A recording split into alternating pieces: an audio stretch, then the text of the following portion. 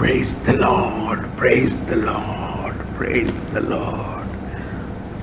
സ്നേഹമുള്ളവരെ, ഇതാ ഇന്ന് മെയ് മാസം 7-ാം തീയതി 2024 കത്തോലിക്ക സഭയുടെ വിശ്വാസ നിക്ഷേപം അഥവാ അപ്പസ്തോലിക അനുശാസനം, അതാണ് കത്തോലിക്ക സഭയുടെ മതബോധനം. ഈ മതബോധന ഗ്രന്ഥത്തിൽ നമ്മൾ 920-ാമത്തെ എപ്പിസോഡാണ് ഈ പഠന പരമ്പരയിൽ. ദൈവത്തിന് സ്തുതി. ദൈവമേ, നമ്മളിപ്പോൾ പഠിച്ചുകൊണ്ടിരിക്കുന്നത് പരിശുദ്ധ ജോൺ പോൾ രണ്ടാമൻ മാർപ്പാപ്പയുടെ ചരിത്രപ്രസിദ്ധമായ അപ്പസ്തോലിക പ്രബോധനം ഓറിയന്റാലെ ലൂമൻ, കിഴക്കിൻ്റെ വെളിച്ചം എന്ന അപ്പസ്തോലിക പ്രബോധനമാണ്. ഇത് 1995 മെയ് മാസം 7-ാം തീയതി കറക്റ്റ് ഉണ്ടോ, ഇന്ന് മെയ് മാസം 7-ാം തീയതി പുറത്തിറങ്ങിയതാണ്. ആഗോള സഭയ്ക്ക് വേണ്ടിയുള്ളതായിരുന്നു. അതിന് 100 വർഷം മുൻപ് 1895 ഇറങ്ങിയ ലിയോ 13-ാമൻ മാർപ്പാപ്പയുടെ ചരിത്രപ്രസിദ്ധമായ ലേഖനം ഓറിയന്റാലിയം ഡിഗ്രിറ്റാസ്, കിഴക്കിൻ്റെ മഹത്വം എന്ന അപ്പസ്തോലിക പ്രബോധനത്തിൻ്റെ സെന്റിനറി ആഘോഷമായിട്ടായിരുന്നു. സെന്റിനറി ആഘോഷം. അതോടൊപ്പം ഇതിൽ നമ്മൾ പഠിച്ചുകൊണ്ടിരിക്കുന്ന മറ്റൊന്ന് 2-ാം വത്തിക്കാൻ സുനഹദോസിൻ്റെ ഓറിയന്റാലിയം എക്ലീസിയാരും. ഈ 3 പ്രബോധനങ്ങളുടെ ഉള്ളടക്കമാണ് ഇതിൽ നമ്മൾ പഠിച്ചുകൊണ്ടിരിക്കുന്നത്. വരുവിൻ, നമ്മളിതെല്ലാം പഠിക്കാൻ കാരണമായത് എറണാകുളം അങ്കമാലി അതിരൂപതയിലെ ഇന്ന് നിലനിൽക്കുന്ന ചില പ്രശ്നങ്ങളെ പ്രതിയാണ്. പ്രത്യേകിച്ച് സീറോ മലബാർ ലിറ്റർജിയോട് എറണാകുളത്ത് ചിലർ കാണിക്കുന്ന ആ പ്രത്യേക അവസ്ഥയാണ് ഇതിനെല്ലാം പഠിക്കാൻ കാരണമായത്. നമുക്കതുകൊണ്ട് പ്രത്യേകിച്ച് നന്ദി പറയാം, ഇത് പഠിക്കാൻ നമ്മളെ സഹായിച്ചതിനും. അതോടൊപ്പം എറണാകുളം അങ്കമാലി അതിരൂപതയുടെ ഈ അവസ്ഥയിൽ അവിടെയുള്ള എല്ലാവരെയും പരിശുദ്ധാത്മാവെ അനുഗ്രഹിക്കണമേ. കിഴക്കിൻ്റെ വെളിച്ചത്താൽ എറണാകുളം അങ്കമാലി അതിരൂപതയിലെ എല്ലാ വൈദികരും സന്യസ്തരും അൽമായരും പ്രകാശിക്കപ്പെടട്ടെ.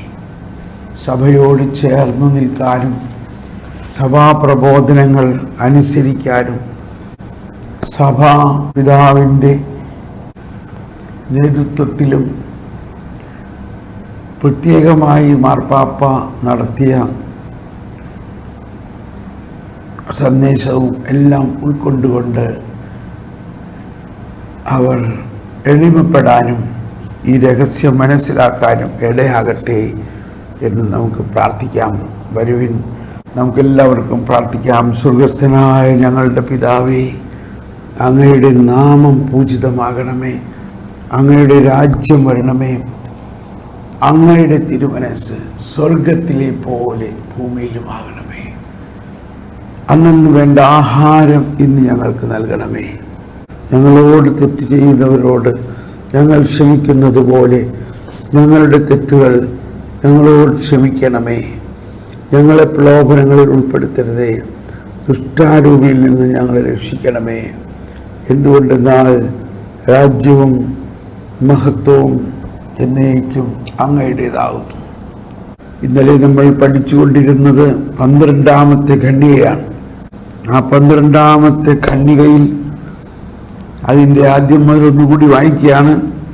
സ്വയം കണ്ടെത്തുന്നതിലേക്ക് വ്യക്തമായൊരു നോട്ടം, clear look at self discovery. Clear look at self-discovery. The monk turns his gaze to Christ. സന്യാസി തൻ്റെ ദൃഷ്ടി മിശിഹായിലേക്ക് തിരിക്കുന്നു. സന്യാസി തൻ്റെ ദൃഷ്ടി മിശിഹായിലേക്ക് തിരിക്കുന്നു. God and man in the disfigured face of Christ, the man of sorrow. ദൈവവും മനുഷ്യനുമായ മിശിഹായുടെ ദുഃഖത്തിൻ്റെ മനുഷ്യൻ്റെ വിരൂപമായ മുഖത്ത് അയാൾ കാണുന്നത്, he sees the prophetic announcement of the transfigured face of the risen Christ. ആ ദുഃഖത്തിൻ്റെ മനുഷ്യൻ, വിരൂപമായ ദുഃഖത്തിൻ്റെ മനുഷ്യൻ്റെ മുഖത്ത് അയാൾ കാണുന്നത് പ്രവാചകന്മാർ വിളംബരം ചെയ്ത ഉത്ഥിതനായ മിശിഹായുടെ രൂപാന്തരീകരിച്ച മുഖമാണ്. അതാണ് സന്യാസി കാണുന്നത്. ദൈവവും മനുഷ്യനുമായ മിശിഹായിലേക്ക് സന്യാസി തൻ്റെ ദൃഷ്ടി തിരിക്കുന്നു. മിശിഹായുടെ ദുഃഖത്തിൻ്റെ മനുഷ്യൻ്റെ വിരൂപമായ മുഖത്ത് അയാൾ കാണുന്നത് പ്രവാചകന്മാർ വിളംബരം ചെയ്ത ഉത്ഥിതനായ മിശിഹായുടെ രൂപാന്തരീകരിച്ച മുഖമാണ്. കാൽവരിയിലെ നിഗൂഢ ദൃശ്യത്തെ ധ്യാനിക്കുന്നതിന് കയറിച്ചെന്ന ജെറുസലേമിലെ സ്ത്രീകൾക്ക് വെളിപ്പെടുത്തിയതുപോലെ, ജെറുസലേമിലെ സ്ത്രീകൾ അന്ന് രാവിലെ ഈശോയുടെ കബറിടത്തിലേക്ക് ചെല്ലുമ്പോൾ അവരുടെ മനസ്സിൽ ഉണ്ടായിരുന്നത് ഈശോയുടെ വിരൂപമായ, വേദനകൾ കൊണ്ട് നിറഞ്ഞ, രക്തമൊഴുകിക്കൊണ്ടിരിക്കുന്ന, മുറിവുകളുള്ള ആ ചിത്രമാണെങ്കിൽ അവരെ അത്ഭുതസ്തബ്ധരാക്കിക്കൊണ്ട് നിഗൂഢ ദൃശ്യത്തെ കയറിച്ചെന്ന ദൃശ്യ സ്ത്രീകൾക്ക് വെളിപ്പെടുത്തിയതുപോലെ. എന്താണ് അവർക്ക് വെളിപ്പെടുത്തിയത്? അവർ കണ്ടത് ഉയർത്തെഴുന്നേറ്റ് പ്രശോഭിച്ച് മഹത്വത്തിൽ നിൽക്കുന്ന യേശുവിൻ്റെ മുഖമാണ് കണ്ടത്. അവരുടെ ആ വൈകാരിക അവസ്ഥയെ ഒന്ന് ചിന്തിക്കുന്നത് നല്ലതാണ്. ധ്യാനനിരതമായ കണ്ണുകൾക്ക് മിശിഹ തന്നെ വെളിപ്പെടുത്തുന്നു. ഇപ്രകാരം പരിശീലിപ്പിക്കപ്പെട്ട സന്യാസിക്ക് സൃഷ്ടിപ്രപഞ്ചത്തിൻ്റെ നിഗൂഢ സങ്കേതങ്ങളിലും മനുഷ്യവംശത്തിൻ്റെ ചരിത്രത്തിലും മിശിഹായെ ധ്യാനിക്കുന്നത് ശീലമായിത്തീരുന്നു. മിശിഹായുമായി പടിപടിയായി വളരുന്ന താഥാത്മീകരണം എന്ന നിലപാടിലൂടെയാണ് സന്യാസി ഇത് മനസ്സിലാക്കുക. അപ്പൊ ഇത് മനസ്സിലാക്കുന്നതൊരു ശാസ്ത്രീയമായ ഒരവസ്ഥ മാത്രമല്ല, മിശിഹായുമായി താഥാത്മീകരണം, identification with the whole Christ. അതായത് ഈ ഉയർത്തെഴുന്നേറ്റ് സ്വർഗാരോഹണം ചെയ്ത് ഇനി വീണ്ടും വരുന്ന ആ രൂപാന്തരീകരിച്ച ക്രിസ്തു, താബോർ മലയിൽ രൂപാന്തരീകരിച്ച് നമ്മൾക്ക് കാണിച്ചു തന്ന ആ ക്രിസ്തുവിൻ്റെ മുഖം, ആ ക്രിസ്തുവുമായിട്ട് നമ്മൾ അങ്ങ് ഒന്നാവുകയാണ്. അത് ഒരു വചനവായനയിലൂടെ മാത്രമല്ല, കൂദാശകളിലൂടെ, നമ്മുടെ എല്ലാ കൂദാശകളിലൂടെയും പടിപടിയായി ആ ക്രിസ്തുവുമായിട്ട് നമ്മൾ ഒന്നാവുകയാണ്. അതാണ് കിഴക്കിൻ്റെ വെളിച്ചം. അതാണ് വിശുദ്ധ കുർബാന സ്വീകരണത്തിൽ നമ്മൾ പ്രത്യേകം പ്രാർത്ഥിക്കുന്നുണ്ട്. സർവാധിപനാം കർത്താവേ, നിൻ സ്തുതി ഞങ്ങൾ പാടുന്നു. അതിനുശേഷം മർത്യനു നിത്യമഹോന്നതമാം ഉത്ഥാനം നീ അരുളുന്നു. ഔദ്ധിതനായ ക്രിസ്തുവിനെയാണ് നമ്മൾ കാണുന്നത്. അന്ത്യദിനത്തിൽ ഉയർപ്പിക്കുന്നവനെയാണ് നമ്മൾ കാണുന്നത്. കർത്താവേ, അങ്ങ് സത്യമായി ഞങ്ങളുടെ ശരീരങ്ങളെ ഉയർപ്പിക്കുന്നവനും ആത്മാക്കളെ രക്ഷിക്കുന്നവനും ജീവനെ നിത്യം പരിപാലിക്കുന്നവനുമാണ്. അതായത് വീണ്ടും വരവിന് ശേഷം ശരീരത്തോടുകൂടി നമ്മൾ ഈശോയോടൊപ്പം വസിക്കുമ്പോൾ, ആത്മാവും രക്ഷിക്കപ്പെട്ട അവസ്ഥയിലായിരിക്കുമ്പോൾ, നമ്മൾ നിത്യജീവന്റെ സ്വർഗരാജ്യത്തിൻ്റെ പൂർണ്ണതയിലേക്ക് പ്രവേശിച്ചിരിക്കുന്നു. അതിനുശേഷം നമ്മൾ നിത്യമായി ദൈവത്തോടൊപ്പം ജീവിക്കും. ആ ജീവിതത്തിൻ്റെ ഒരു മുൻകൂർ അനുഭവമാണ് സ്വർഗരാജ്യത്തിലുള്ള വിശ്വാസത്തോടെ കർത്താവ് ഈശോ മിശിഹായുടെ ശരീരവും രക്തവും സ്വീകരിക്കാൻ തിരുസഭ നമ്മെ ക്ഷണിക്കുന്നു.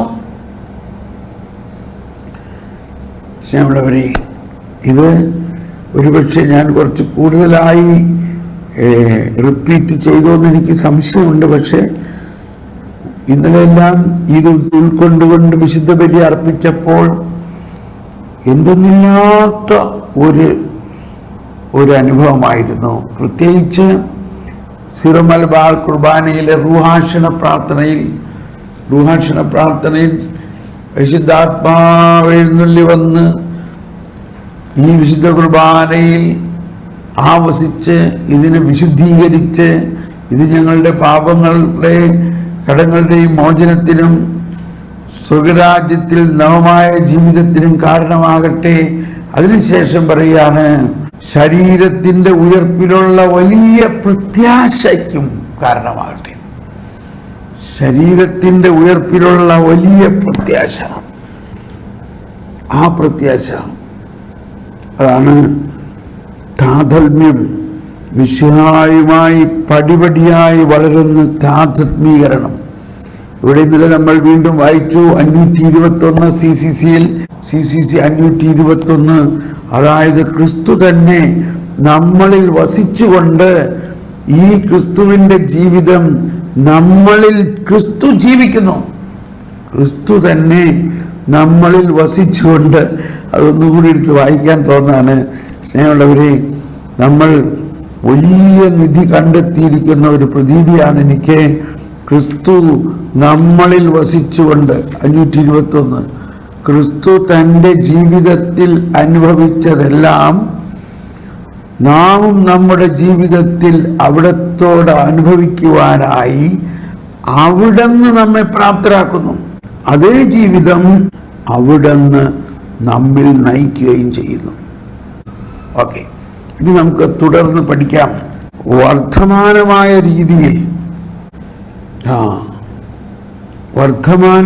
രീതിയിൽ എന്ന് പറഞ്ഞാൽ പ്രോഗ്രസീവ്ലി മിശിഹായോടുള്ള സാധർമ്മ്യം പ്രാപിച്ചു വരുന്ന ഈ നോട്ടം ബാഹ്യമായവയിൽ നിന്നെല്ലാം അകൽച്ച പാലിക്കാൻ പഠിപ്പിക്കുന്നു. വർദ്ധമാനമായ രീതിയിൽ എന്ന് പറഞ്ഞാൽ പ്രോഗ്രസീവ് എന്ന് പറയും. കണ്ടോ, ഈ ഗ്ലാസ്സിനെ പ്രോഗ്രസീവ് ഗ്ലാസ് എന്നാണ് പറയണത്. ഈ ഗ്ലാസിൻ്റെ പണ്ടൊക്കെ നമ്മളതിൻ്റെ താഴെയാണ് ലെൻസ്.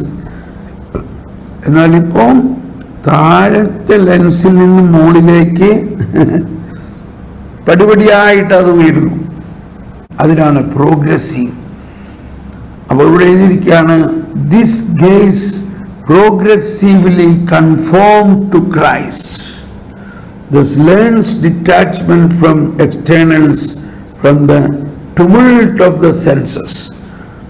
വർദ്ധമാനമായ രീതിയിൽ, അതൊന്നുകൂടി പ്രോഗ്രസീവ്, മിശിഹായോട് സാധർമ്മ്യം, കൺഫോം,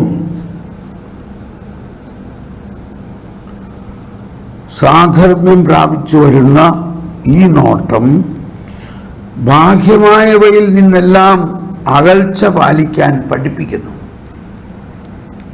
ബാഹ്യമായവയിൽ നിന്നെല്ലാം അകൽച്ച പാലിച്ചുകൊണ്ട് ക്രിസ്തുവുമായി താതാത്മീകരണം എന്നുള്ളത് കഴിഞ്ഞ പാരഗ്രാഫിൽ നമ്മൾ കണ്ടു. ഇവിടെ പറയുന്നത് സാധർമ്മ്യം. രണ്ടും ഏതാണ്ട് ഒരേ അർത്ഥമാണ് തോന്നണം. ക്രിസ്തുവുമായിട്ട്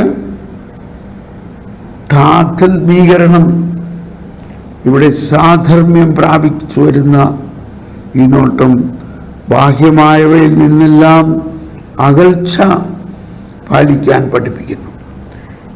ഇന്ദ്രിയങ്ങളുടെ ഒച്ചപ്പാടുകളിൽ നിന്നും, അതായത് ശബ്ദ കോലാഹലങ്ങളിൽ നിന്നും, അരൂപിയുടെ സ്വാധീന വലയത്തിലാകുന്നതിന് അനുവദനീയമായ സ്വാതന്ത്ര്യത്തിൽ നിന്ന്, മനുഷ്യനെ തടയുന്ന എല്ലാറ്റിലും നിന്ന് അകന്നു നിൽക്കാൻ പഠിപ്പിക്കുന്നു. അതാണ് മനുഷ്യന്റെ ചുറ്റും വേറെ ഒരു ലോകമാണ്. അതാണ് സങ്കീർത്തനം 23 നമ്മൾ പാടുന്നത്, മരണത്തിൻ്റെ നിഴൽ വീണ് താഴ്വരയിലൂടെയാണ് ഞാൻ നടക്കുന്നതെങ്കിലും അവിടുന്ന് കൂടെയുള്ളതിനാൽ ഞാൻ ഭയപ്പെടുകയില്ല. കർത്താവാണെൻ്റെ ഇടയൻ, എനിക്കൊന്നിനും കുറവുണ്ടാവുകയില്ല. അപ്പോൾ നമുക്ക് ദൈവം തന്നിരിക്കുന്ന സ്വാതന്ത്ര്യത്തിൽ നിന്ന് മനുഷ്യനെ തടയുന്ന എല്ലാറ്റിനും വലിയ ശബ്ദ കോലാഹലങ്ങൾ കൊണ്ട് നമ്മൾ ഈശോയുടെ യാന്ത്രിക അവസ്ഥ മനസ്സിലാക്കുന്നില്ല. ഈ മാർഗത്തിൽ സഞ്ചരിച്ച് നിരന്തരമായ ഒരു മാനസാന്തര പ്രക്രിയയിലൂടെ ഉണ്ടോ, നിരന്തരമായ മാനസാന്തര പ്രക്രിയ. നമ്മൾ ഓരോ ദിവസവും വിചാരിക്കും ഇന്ന് നമ്മൾ വലിയ സംഭവം കണ്ടെത്തിയെന്ന്, പിന്നെ അടുത്ത ദിവസം അതിലും വലുത് കണ്ടെത്തുന്നു.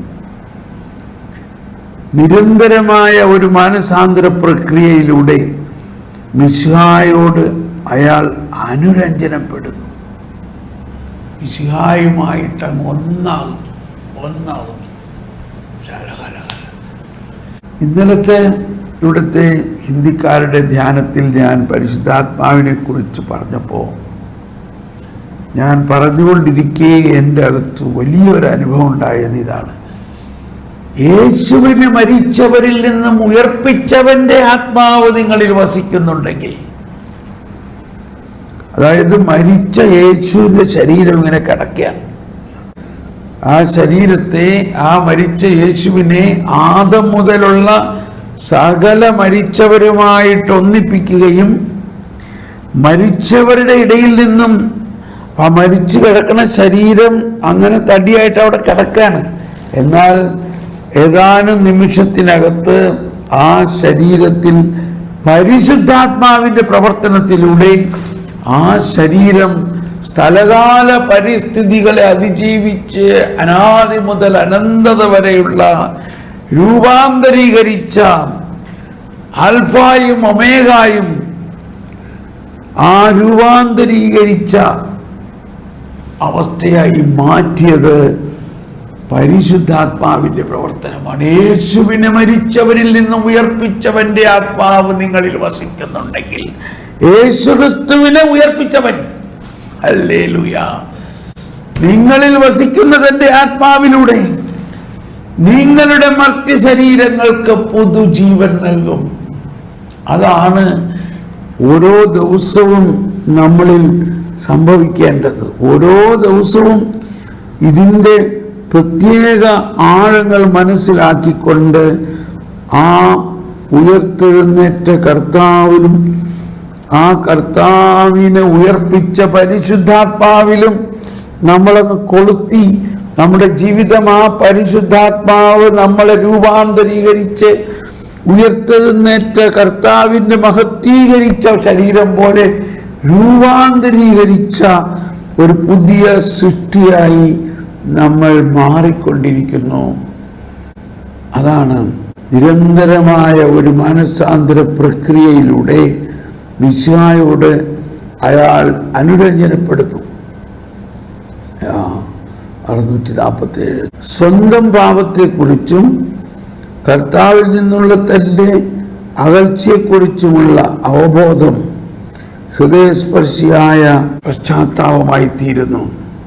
അവബോധം അതാകട്ടെ രക്ഷാകരമായ കണ്ണീർ ജലത്തിൽ തൻ്റെ സ്വന്തം മാമോദീസായുടെ ഒരു പ്രതീകമാണ്. അങ്ങനെ ആ അനുഭവത്തിൽ നമ്മൾ കണ്ണുനീരൊഴുക്കി കരയുന്ന ആ കണ്ണുനീര് മാമോദീസ ജലം പോലെയാണ്. ആ കണ്ണുനീര് അതാകട്ടെ രക്ഷാകരമായ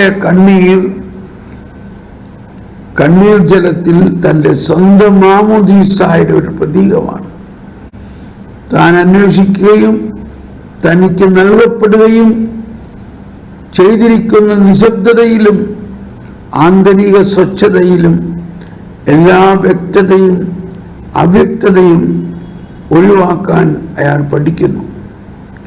കൂടുതൽ സൗമ്യനും മിത്രശീലമുള്ളവരും തന്നോട് തന്നെ സ്വച്ഛത പുലർത്തുന്നവരുമായി തീരുമ്പോൾ ഇവയെല്ലാം സ്വന്തം താപസയത്നങ്ങളുടെ ഫലമാണെന്ന് വിശ്വസിക്കാൻ ഇടയായാൽ അത് അയാളെ അഹന്തയിലും വിട്ടുവീഴ്ചയില്ലായ്മയിലും നിബന്ധിപ്പിച്ചെന്ന് വരാം.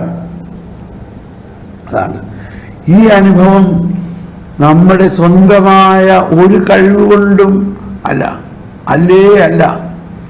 അങ്ങനെ ആരെങ്കിലും വിചാരിക്കുകയാണ് ഞാൻ എൻ്റെ സ്വന്തമായ കഴിവുകൊണ്ട് ഇത്രയും വലിയ ആത്മീയതയിലേക്ക് ഉയർന്നു എന്നെല്ലാം വിചാരിക്കുകയാണെങ്കിൽ അത് വലിയ തെറ്റാണ്.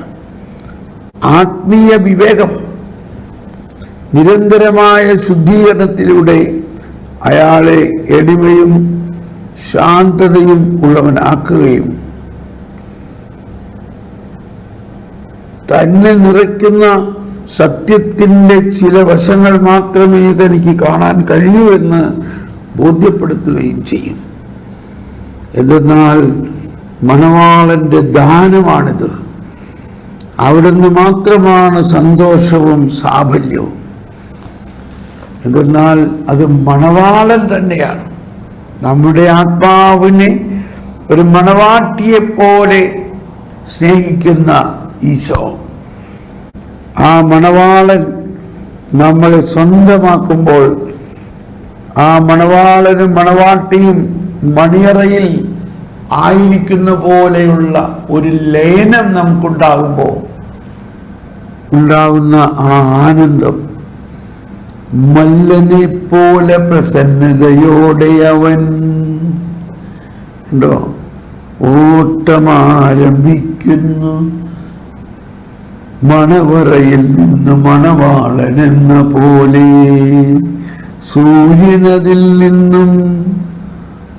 അതെല്ലാം പാടുമ്പോൾ നമ്മൾ മനസ്സിലാക്കേണ്ടത് ദൈവം തന്നെ, ഈശോയുടെ തന്നെ ആദ്യ ദൈവാനുഭവം അല്ലെങ്കിൽ ആദ്യമായ ആ ഈശോയുടെ തന്നെ ആ ഉത്ഥാനത്തിൻ്റെ അനുഭവം നമുക്കുണ്ടാകുന്നതിൻ്റെ ആനന്ദം അതാണ് ഫുൾഫിൽമെന്റ് ആൻഡ് ഹാപ്പിനെസ്. ദൈവരാജ്യം സമീപിച്ചിരിക്കുന്നു. The time is fulfilled. തുടർന്ന് അവസാന ഭാഗം ജീവിതത്തിൻ്റെ അർത്ഥം അന്വേഷിക്കുന്നവർക്ക് കിഴക്കിന് നൽകാനുള്ള പാഠം ഇതാണ്.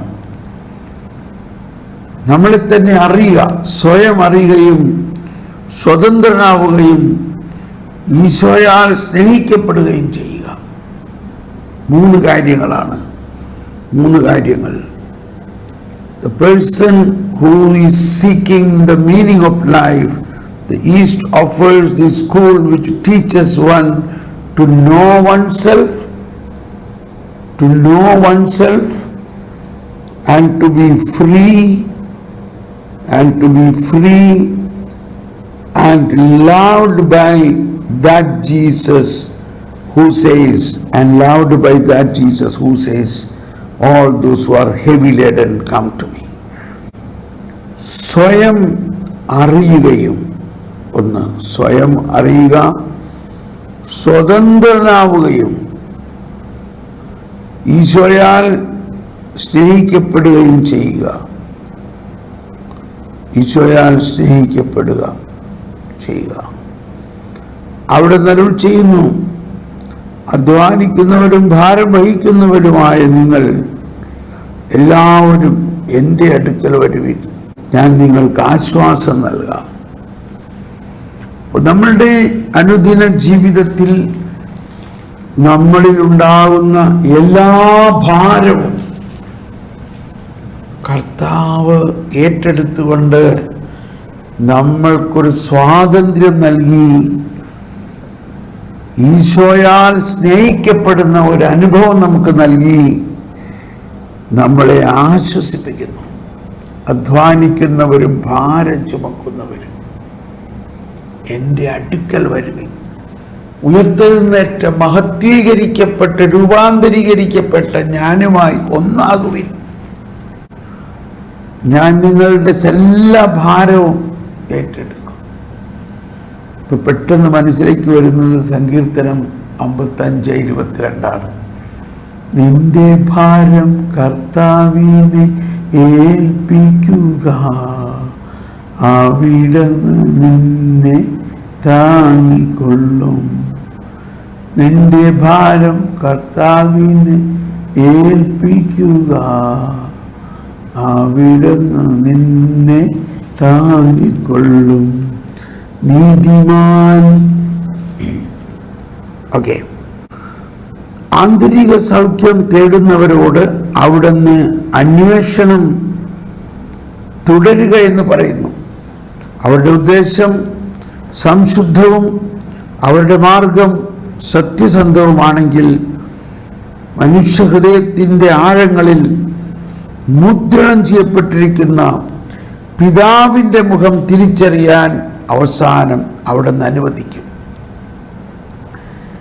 ഈ ജോൺ പോൾ മാർപ്പാപ്പയുടെ ഒരു പ്രത്യേകത, ഓരോ പാരഗ്രാഫിൻ്റെ അവസാനം ഒരു വലിയ നിധി പോലെ അങ്ങ് വരും. അതാണ് ആന്തരിക സൗഖ്യം തേടുന്നവരോട് അവിടുന്ന് അന്വേഷണം തുടരുക എന്ന് പറയുന്നു. അവരുടെ ഉദ്ദേശം സംശുദ്ധവും അവരുടെ മാർഗം സത്യസന്ധവുമാണെങ്കിൽ,